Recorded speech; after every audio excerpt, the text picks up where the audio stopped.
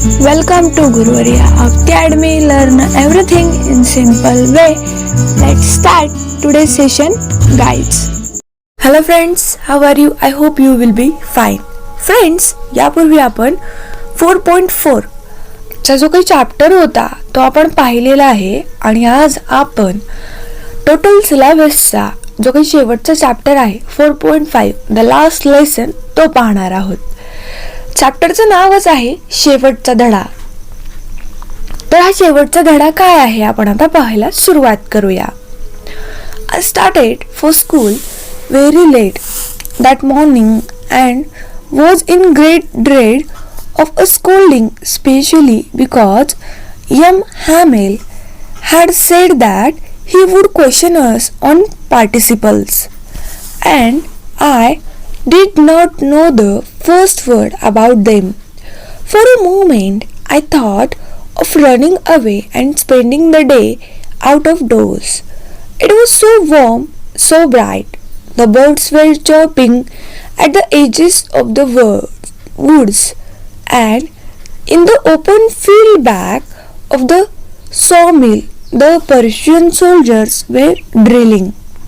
पहा, आपले जे काही लेखक आहेत ते शाळेमध्ये होते तेव्हाचा प्रसंग इथे रेखाटला गेला आहे. मग लेखक म्हणत आहेत, त्या दिवशी सकाळी शाळेत जायला मला चांगलाच उशीर झाला होता आणि मनामध्ये मोठी धास्ती होती, जास्त करून कारण आमचे शिक्षक श्री हॅमेल यांनी आधीच सांगितले होते की ते पार्टिसिपल्सवर म्हणजे जो काही ग्रामरचा सेक्शन आहे पार्टिसिपल्स त्याच्यावरती प्रश्न विचारणार आहेत आणि मला तर त्याबद्दल एक अक्षरही माहीत नव्हते. मला त्यामधले ओ की ठोही कळले नव्हते. क्षणभर मला वाटले की पळून जावे आणि पूर्ण दिवसभर शाळेबाहेरच घालवावा. दिवस कसा छान उबदार होता. दिवस शाळेबाहेरच घालवावा लखलखीत होता. जंगलातील झाडांमध्ये पक्ष्यांची किलबिलाट चालू होती आणि लाकडाच्या गिरणीमागे उपड्या शेतात प्रशियन शिपायांची कवायत सुरू होती.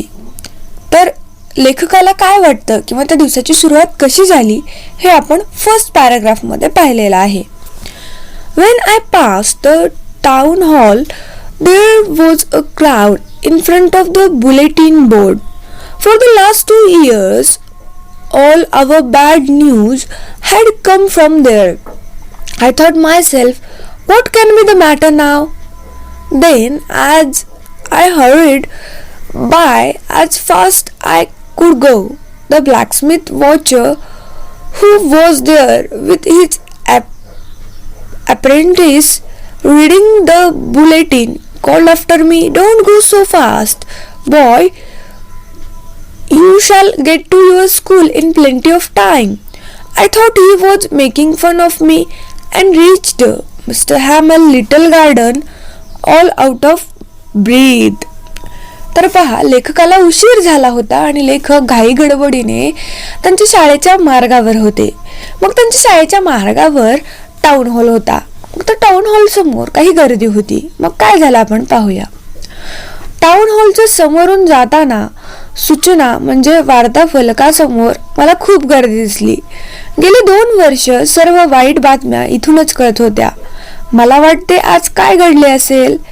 तिथून जितके जोरात मला जाता येईल तितक्या वेगात मी निघालो, पण लोहार काका, घड्याळजी व त्याचे शिकाऊ मदतनीस जे तिथे वार्ताफलक वाचत होते त्यांनी मला हाक मारली. अरे बाळा, कशाला इतक्या वेगाने पळतोयस तू आरामात शाळेत पोहोचशील. मला वाटले ते माझी थट्टा करीत आहेत म्हणून जोरात पळत मी हॅमेल सरांच्या छोट्याशा बागेत धापा टाकत पोहोचलो. मग लेखकांना वाटलं की ते सर्वजण त्यांची थट्टा करत आहेत आणि त्यामुळे ते सांगून देखील लेखक अगदी धापा टाकत हॅमेल यांच्या बागेमध्ये पोहोचले. There was a great bustle which could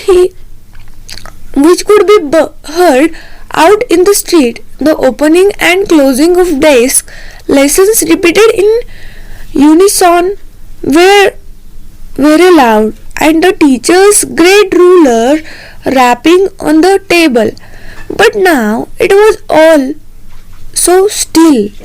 Through the window, I saw my classmates already in their place and Mr. Hamel walking up and down with his terrible iron ruler under his arm. I had to open the door and go in before everybody.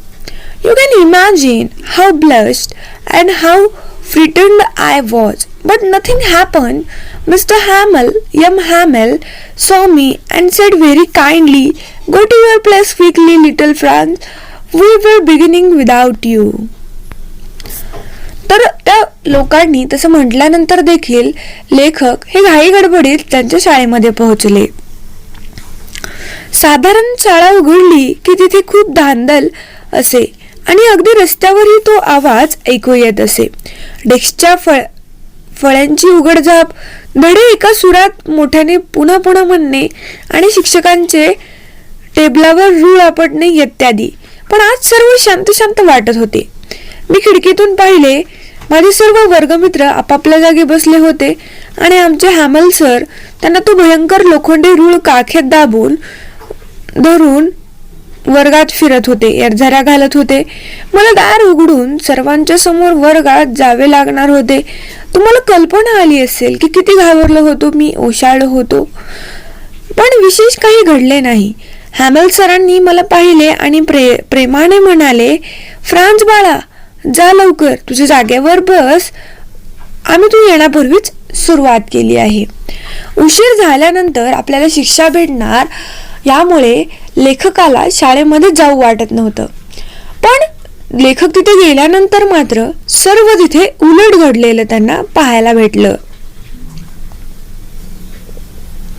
I jumped over the bench and sat down at my desk. When I had got a little over my fright, I saw that our teacher had on his beautiful green coat, this frilled shirt and a little black silk cap, all embroidered, that he never wore except an inspection and prize days. Besides, the whole school seemed so strange and solemn. But the thing that surprised me most was to see on the back benches the village people sitting quietly like ourselves. Old Hauser with his three-cornered hat, the former mayor, and several other besides. Everybody looked sad. मग लेखक त्यांच्या जागेवरती जाऊन बसले. मग लेखकांनी काही निरीक्षणे केलं. मग त्या निरीक्षणे काही होती पाहूया. पण काही विशेष घडले नाही. हॅमल सरांनी मला पाहिले आणि प्रेमाने म्हणाले, "फ्रान्स बाळा, जा तू लवकर, तुझ्या जागेवरती बस." मग त्यानंतर लेखक बाकावर उडी मारत माझ्या जागेवर बसलो. माझी भीती थोडी कमी झाल्यावर मी पाहिले आमच्या सरांनी त्यांचा सुरेख हिरवा कोट, चुन्याची झालर असलेला शर्ट आणि छोटी रेशमी नक्षीदार टोपी आज घातली होती. ते बक्षीस समारंभ किंवा तपासण्याच्या वेळीच फक्त ते घालत असत. शिवाय आज सर्व शाळाच वेगळी आणि गंभीर वाटत होती. पण मला सगळ्यात आश्चर्य वाटले ते म्हणजे शेवटच्या बाकांवर गावकरी मंडळी आमच्यासारखी शांतपणे बसली होती. 3 कोपरे असलेली हेट घातलेले दृश्य. हो सर, आजोबा, माझी महापौर, माझी पोस्ट मास्टर आणि असे अनेक जण, सर्वजण दुःखी दिसत होते. मी हे सर्व आश्चर्याने बघत असताना हॅमल सर मात्र एरझाऱ्या घालत होते. When I saw wondering about it all, young Hamel mounted his chair and in the same grave and gentle tone with he had used to me said, "My children, this is the last lesson I shall give you. The order has come from Berlin to teach only German in the schools of Alsace and Lorraine. The new master comes tomorrow. This is your last French lesson. I want you to be very attentive." What a thunderclap these words were to me. Oh, that was what they had put up at the town hall. My last French lesson. Why? I hardly knew how to write. I should never learn anymore. I must stop there. Then, oh, how sorry I was for not learning my lessons, for sucking birds' eggs, or going sliding on the Saar.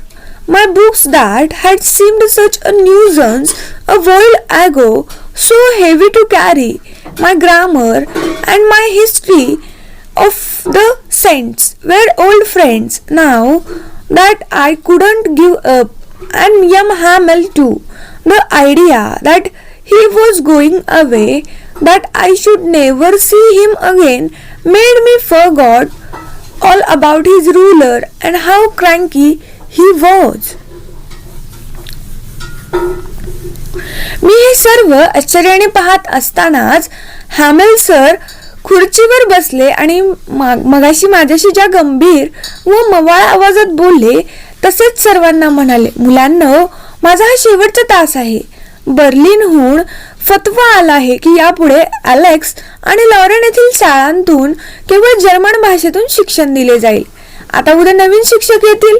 आजचा हा तुमचा French भाषेचा शेवटचा तास आहे, म्हणून तुम्ही सर्वांनी नीट लक्ष द्यावे असे मला वाटले.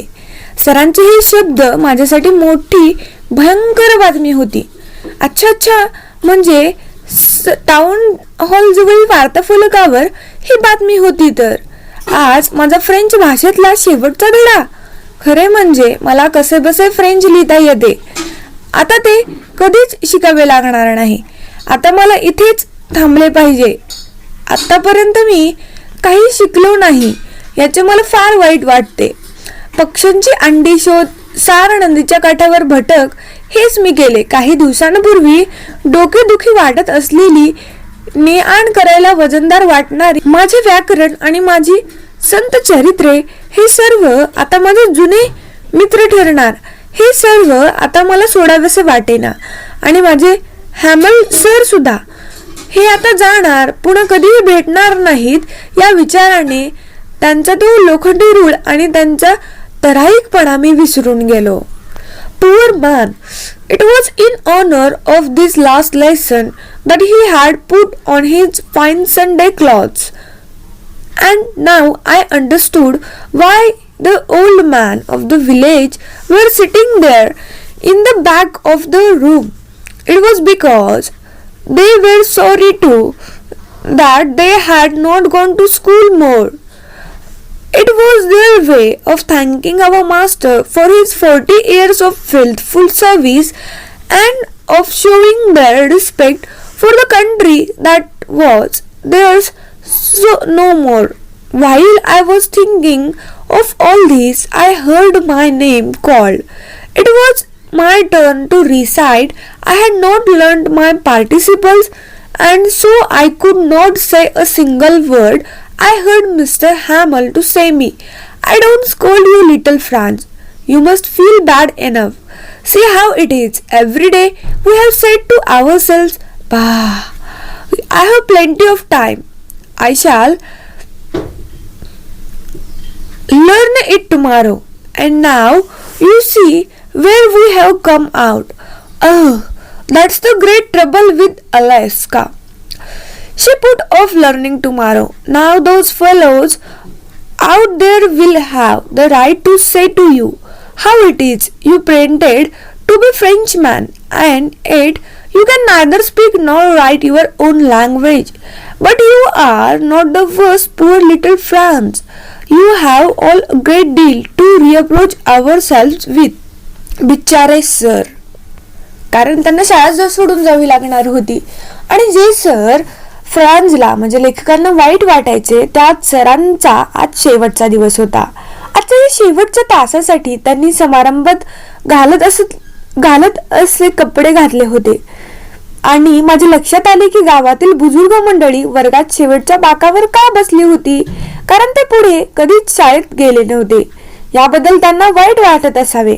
गेली 40 वर्ष प्रामाणिकपणे शिकविणाऱ्या आमच्या शिक्षकांचे आभार मानण्यासाठी, तसेच जो प्रदेश आता आपला राहिला नव्हता त्याविषयी आदर व्यक्त करण्यासाठी ते सर्वजण शाळेत आले होते.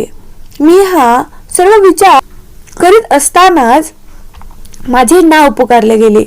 माझी पाठांतर म्हणून दाखवण्याची पाळी होती. मी व्याकरणाचा काहीच अभ्यास केला नसल्याने मला एक शब्दही बोलता येईना. पण श्री हॅमेल सर म्हणाले, अरे फ्रान्स, मी तुला शिक्षा करणार नाही, कारण तुला वाईट वाटत असेलच. कसं असतं बघ, रोज आपण स्वतःशी म्हणत असू की वा, अजून आपल्या जवळ भरपूर वेळ आहे, मी हे उद्या शिकेन. पण बघ आता तू कुठे येऊन पोहोचलास. काय गंमत आहे बघा. आणि ॲलेन्सची हीच मोठी समस्या आहे, तिचे उद्याचे शिकणे थांबवूनच टाकले. आता त्या बाहेर परेड करीत असलेल्या लोकांना तुम्ही म्हणायचा अधिकार असेल की बघा, आता तुम्ही स्वतःला फ्रेंच म्हणवता, पण तुम्हाला तुमची भाषा न लिहिता येत, न वाचता येत. पण बिचाऱ्या फ्रान्स, तू स्वतःला एवढे वाईट समजू नकोस. आपण सर्वांना स्वतःला दुष्णे द्यावी लागणार आहेत. Your parents were not anxious enough to have you learn. They preferred you to put to work on a farm or at the mills so as to have a little more money, and I have been to blame also. Have I not often sent you to water my flowers instead of making you learn your lessons? Then from one thing to another, young Hamel went on to talk of the French language, saying that it was the most beautiful language in the world. We must a pupil are enslaved as long as they hold fast to their language. It is as if they had the key to their prison. Then he opened a grammar and read as our lesson. I was amazed to see how well I understood it. All he said seemed too easy, so easy, I think too, that I had never listened so carefully, and that he had never explained everything with so much patience. It seemed almost as if the poor man wanted to give us all he knew before giving away, and to put it all into all our heads at one stroke. तुमचे पालक तुमच्या शिक्षणाविषयी फारसे उत्सुक नव्हतेच. तुम्ही कुठेतरी शेतात आणि गिरणीत काम करून थोडे जास्त पैसे मिळवावेत अशीच त्यांची अपेक्षा होती. आणि याबाबत मी सुद्धा दोषी आहे. मी नाही का तुम्हाला अभ्यास सोडून, धडे शिकवायचे सोडून माझ्या शेतावर फुलं झाडांना पाणी देण्यासाठी पिटाळलो. मग असे एका विषयातून दुसऱ्या विषयावर बोलत हॅमेल सर आता फ्रेंच भाषेसंबंधी बोलू लागले. म्हणाले की जगातली सर्वात सुंदर भाषा म्हणजे फ्रेंच. आपण तिचे रक्षण केले पाहिजे व तिला न विसरता कामा नये. आपण गुलाम झालो तरी जोपर्यंत आपल्या भाषेला सोडत नाही तोपर्यंत आपल्या हातात त्या तुरुंगाची किल्ली आहे असे समजले पाहिजे. मग त्यांनी एक व्याकरणाचे पुस्तक काढले व त्यातील धडा आम्हाला वाचून दाखवला. मला माझेच आश्चर्य वाटले की तो धडा मला किती सहज समजला. सरांनी वाचले ते मला इतके सोपे वाटले. मला जाणवले की मी याआधी इतक्या एकाग्रतेने कधीही ऐकले नव्हते आणि यापूर्वी सरांनीही इतक्या संयमपूर्वक शिकविले नव्हते. असे वाटत होते की जणू बिचाऱ्या सरांनी जाण्यापूर्वी त्यांना माहीत असलेले सर्व ज्ञान आम्हाला द्यायचे होते आणि एका झटक्यात ते सर्व आमच्या डोक्यात रिचवायचे होते. सर जाणार म्हटल्यावर सरांनी त्यांचे संपूर्ण नॉलेज त्यांना एका वेळेमध्ये समजेल अशा पद्धतीने त्यांना प्रयत्न केला होता. After the grammar, we had a lesson in writing. That day, young Hamel had new copies for us, on which were written a beautiful round hand. France Alice. They looked like little flags fluttering everywhere in the schoolroom, hung from the road at the top of our desk. You ought to have seen how everyone set to work hard, how quiet it was. The only sound was the scratching of the pens over the paper on the roof. The pigeons cooed very low, and I thought to myself, will they make them sing in German? Even the pigeons? लेखकांना खूप भन्नाट प्रश्न पडायचे बरं का. व्याकरणानंतर त्यांनी लिहावे कसे यावरचा लेखनाचा धडा त्यांनी घेतला. त्या दिवशी हॅमेल सरांनी आमच्यासाठी नवीन कित्ते म्हणजे पुस्त्या आणले होते. त्या कित्त्यांवर सुरेख हस्ताक्षरांत लिहिले होते फ्रान्सालेस. ते शब्द म्हणजे वर्गात सगळीकडे आमच्या डेस्कवर जणू एक एक निशाण लावल्याप्रमाणे वाटले. तुम्ही बघायला पाहिजे होते कसे प्रत्येक जण कामात गुंतले होते आणि सगळे वातावरण कसे शांत होते. तिथे आवाज फक्त चुरू चुरू चालणारा पेनचा येत होता. छपरावर काही कबुतरे मंद आवाजात घुमत होती आणि माझ्या मनात विचार आला, ते या कबुतरांनाही जर्मन भाषेत गुटरगू करायला लावतील का? Whenever I looked up from my writing, I saw young Hamel sitting motionless in his chair and gazing at one thing, then at another, as if he wanted to fix in his mind just how everything looked in the little schoolroom. Fancy! For 40 years he had been there in the same place with his garden outside the window and his class in front of him, just like that, only the desk and benches had been worn smooth and the walnut trees in the garden were taller. How it must have broken his heart to leave it all, poor man, to hear his sisters moving about in the room above, packing their trunks, for they must leave the country next day. जेव्हा जेव्हा मी लिहिणे थांबवून वर पाहिले तर हॅमेल sir खुर्चीत शांतपणे बसलेले व एकदा एकीकडे व एकदा दुसरीकडे टक लावून बघत होते. जणू काही त्या वर्गखोलीतील प्रत्येक वस्तू कशी दिसते ते आपल्या मनात साठवून ठेवत आहेत. काय गंमत आहे बघा. गेली 40 वर्ष ते याच ठिकाणी आहेत. खिडकीबाहेर तीच बाग आणि त्यांच्यासमोर तसाच वर्ग आहे. वर्गाकडे व वर्गाबाहेरील त्यांच्या छोट्याशा बागेकडे पाहत बसलेले आहेत. फक्त डेस्क आणि बाकी जुने झाले आहेत आणि शाळेतली अक्रोडची झाडे उंच वाढली आहेत. हे सगळं सोडावे लागणार म्हणून वरच्या खोलीत त्यांची बहीण सामानाची आवरावरी करीत आहे. हे ऐकून बिचाऱ्या सरांची मनस्थिती किती वाईट झाली असेल, कारण त्यांना उद्या हा देश सोडावा लागणार. All at once the church clock. After the writing, we had a lesson in history, and then the babies chanted their babi, bebo, boo, Oh, how well I remember it, that last lesson. All at once, the church clock struck 12. At the same moment, the tramps of the Persian returning from drill sounded under our window. Young Hamel stood up very pale in his chair. I never saw him look so tall. My friends said I, but something was choking him. He could not go on. Then he returned to his blackboard, took a piece of chalk, and bearing on with all his might, he wrote as large as he could, "Vive la France." Then he stopped and leaned his head against the wall, and without a word, he made a gesture to us with his hand. "School is dismissed. You may go." Alfonso Dore. लेखनाचा तास झाल्यावर एक इतिहासाचा पाठ झाला आणि त्यानंतर लहान मुलांनी त्यांचा बाबे बी बो बूच्या 12 खड्या म्हटल्या. अहो, मला तो शेवटचा धडा किती चांगला आठवत आहे. आणि तेवढ्यात चर्चच्या घड्याळाने 12चे ठोके दिले. त्याच वेळी आमच्या खिडकीखाली कवायत करून परतलेल्या प्रशियन सैनिकांनी बिगुल वाजवला. हॅमेल सर खिडकीतून उठून उभे राहिले. उदासवाणे. ते इतके महान आधी कधी वाटले नव्हते.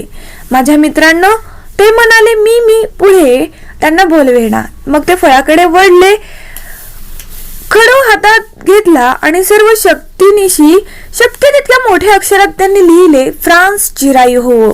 मग ते थांबले आणि भिंतीला डोके टेकून उभे राहिले आणि एकही शब्द न बोलता आमच्याकडे हात धरून त्यांनी इशारा केला, शाळा संपली आहे, तुम्ही जाऊ शकता. अल्फोन्स दौडे.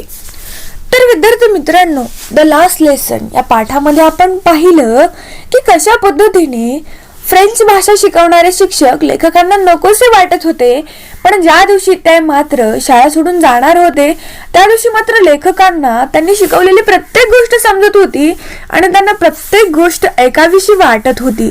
म्हणून लेखक किती भावनिक झाले होते, त्यांच्या शिक्षकांच्या मनाची काय अवस्था होती, त्यांनी हे सर्व आपल्याला ह्या पाठामध्ये वर्णन केलेलं आपल्याला पाहायला भेटतं. तर विद्यार्थी मित्रांनो, इथे आपला जो काही लास्ट लेसन आहे तो संपतो. जर तुम्ही यापूर्वीचे सर्व पाठांचे चिटचॅटचे वर्कशॉपचे व्हिडिओ पाहिले नसेल तर पाहायला विसरू नका.